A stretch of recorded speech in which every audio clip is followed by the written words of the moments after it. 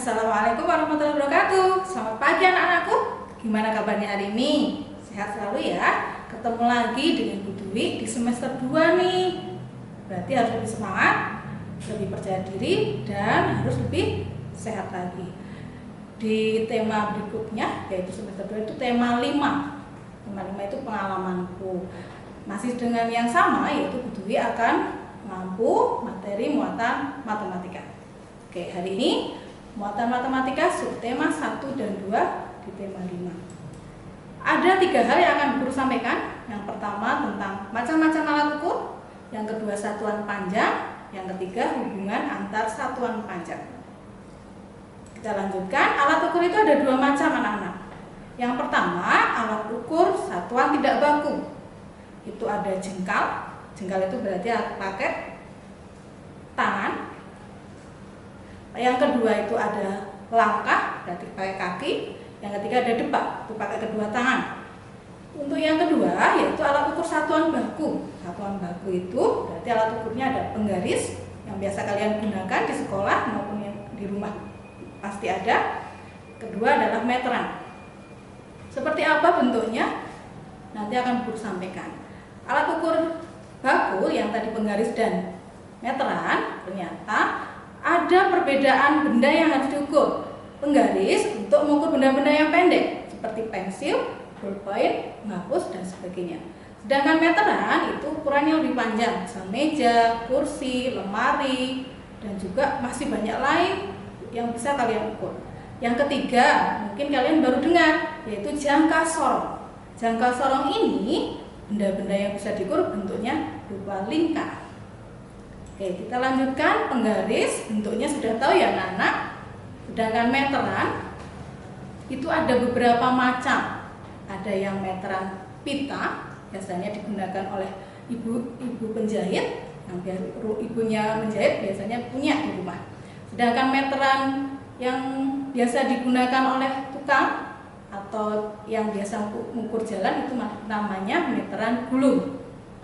Bisa dilihat di tampilan gambar yang guru lihatkan, itu ada meteran pita dan meteran gulung. Meteran gulung itu ada 2, meteran gulung kecil dan meteran gulung besar. Selanjutnya adalah jangka sorong.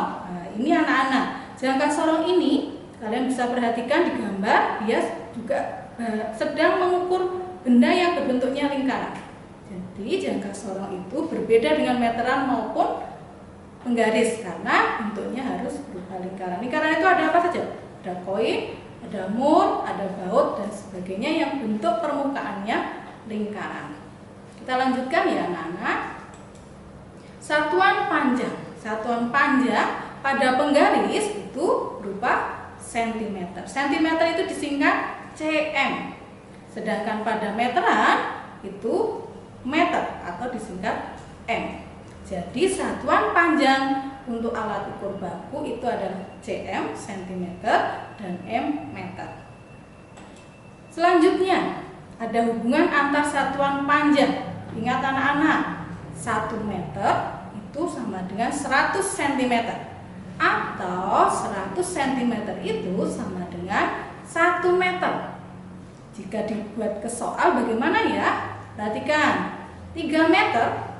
Ingat, tadi 1 meter sama dengan 100 cm. Berarti kalau 3 meter sama dengan 300 cm. Betul. Kalau 4 meter, 400 cm.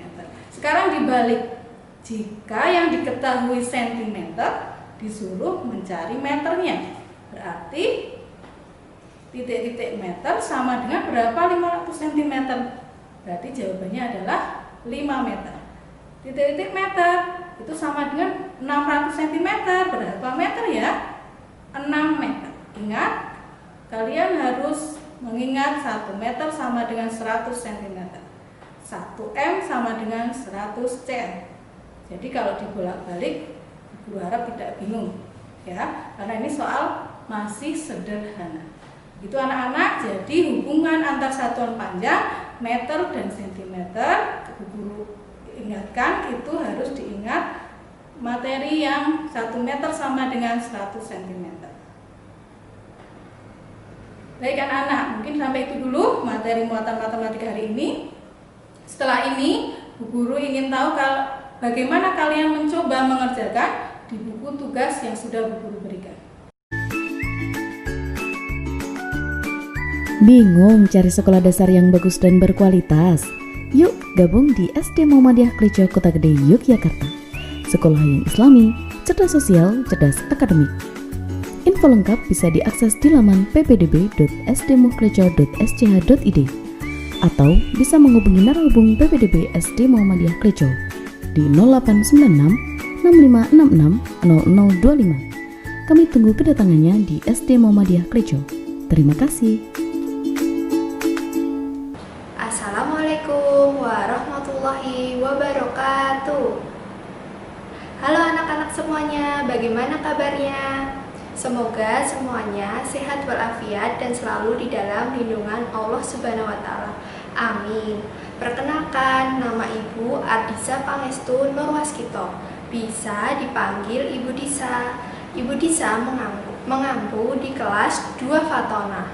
Dan kali ini Ibu Disa akan memberikan materi PPKN. Kita akan belajar tema 5 pengalamanku, subtema 1 pengalamanku di rumah. Nah, sekarang kita ingat-ingat yuk tentang Pancasila. Jumlah Pancasila itu ada berapa ya? Dan lambangnya apa saja? Iya, betul sekali. Pancasila itu ada 5 dan lambangnya ada pertama bintang, rantai, ketiga pohon beringin, keempat